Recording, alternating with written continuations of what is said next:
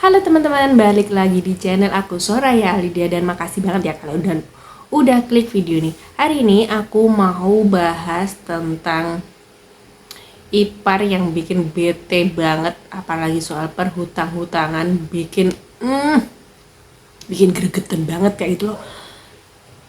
Jadi langsung aja ya, aku ceritain. Izin bercerita ya kak, karena udah di titik lelah banget. Dulu awal nikah, kakak ipar aku tuh suka pinjem uang. Nih. Kalau udah suka pinjemin uang tuh kayak udah toxic banget gak sih? Dan aku kasihan, emang suaminya pilih-pilih kerja. Nah, apalagi kalau udah yang pilih-pilih kerja nih, biasanya kalau nagih lebih galakan yang ditagih. Dari awal tiap ngutang janji doang sampai ditagih. Pas urgent, pas keguguran dan pas anak sakit tetap nggak balik duitnya. Akhirnya ya udah nggak pernah ditagih sampai sekarang. Bulan September mertua meninggal. Aku karena nginep di rumah mertua, dia jadi sering jadiin aku tumpuan makan sekeluarga atau jajan anak-anaknya. Uang dia nggak tahu, dia ngeluh nggak pernah dikasih uang sama suaminya, tapi setiap jajan banyak. Terus aku pindah ke rumah mertua karena nggak ada yang ngurus anaknya, dan suami mikirnya biar lebih irit soalnya bayar kontrakan. Maksud hati biar ngirit gak bayar kontrakan, makanya tinggal satu rumah sama mertua dan ipar juga, berarti satu rumah itu ada 3 kepala keluarga. Riweh ya. Sebulan aku biasanya ngabisin beras 25 liter. Selama Oktober aku ngabisin beras 45 liter. Telur biasanya 2-4 kilo satu bulan, ini 15 kilo.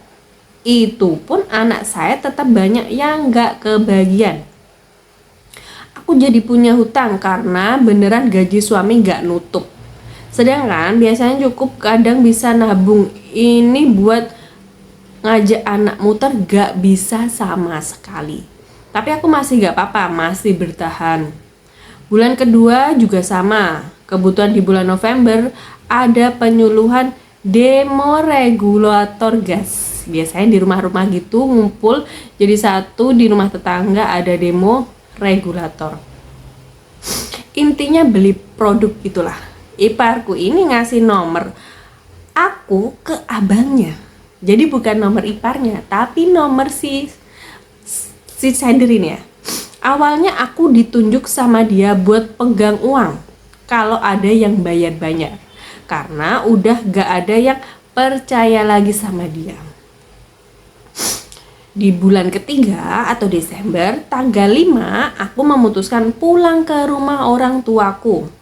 Niatnya nginep karena emang sebenarnya aku habis sesar kedua di bulan Oktober. Jadi ngerasa butuh support dari orang tua dan bantuan jaga anak. Karena sebelumnya mamah aku nginep, dan pas mamah aku pulang itu aku keteteran soalnya anak pertamaku masih 2 tahun. Tapi pas sampai rumah mama ternyata dia fitnah mamah aku. Katanya mamah aku mau nguasain rumah mertuanya ini, katanya mau dikuasain. Rumah mertua sama ipar itu di-skat. Ada pintu penghubung. Jadi ngerti kan kenapa aku lelah. Terus mama aku dibilang nyebarin fitnah tentang dia maling beras aku. Padahal pada faktanya dia emang ngabisin beras aku 6 liter cuma dalam 2 hari. Tanggal 25 November di tanggal 2. Jadi tanggal 25 November ini ngabisin beras sampai 6 liter.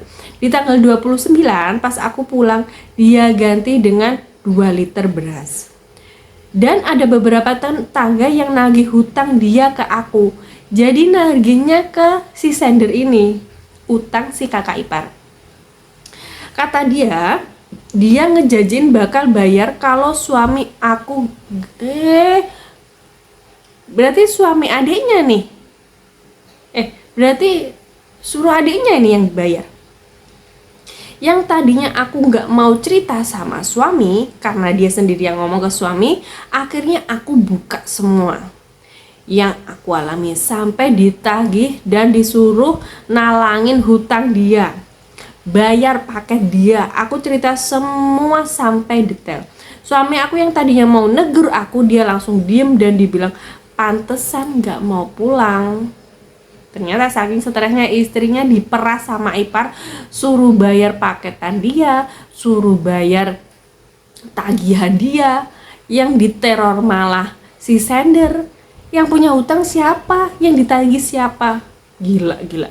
Dan harusnya tanggal 23 Desember pembayaran regulator itu udah dibayarkan. Semua ada 9 orang dan ada beberapa orang bayar ke dia.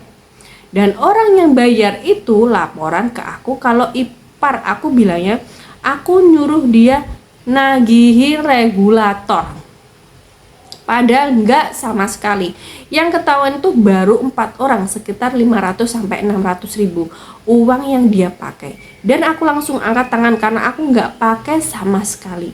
Jadi tidak mau tahu menau. Sampai akhirnya aku diteleponi sama si seller regulatornya tadi. Ada juga bank lain yang nanya dia ke aku sampai pusing diteror. Aku sudah tidak mau membantu lagi karena dia sudah jahat fitnah ibuku dan membawa namaku untuk hutang-hutangnya. Jahat? Iya gak apa-apa, aku ingin jadi jahat sejenak. Gila ya. Ini juga tadi ada buktinya, jadi si mbaknya itu ditagih sama salesnya regulator kalau bahwasanya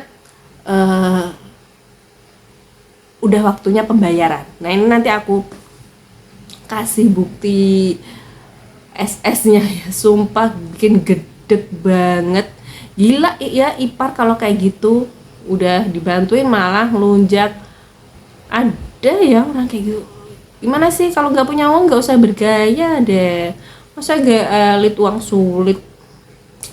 Kalian yang mau komentar bisa banget di kolom komentar ya, aku bete banget tau nggak sih. Buat teman-teman makasih banget udah klik video aku, dan kalau kalian punya cerita yang sejenis seperti bisa banget kirim ke WhatsApp aku atau ke email aku begitu.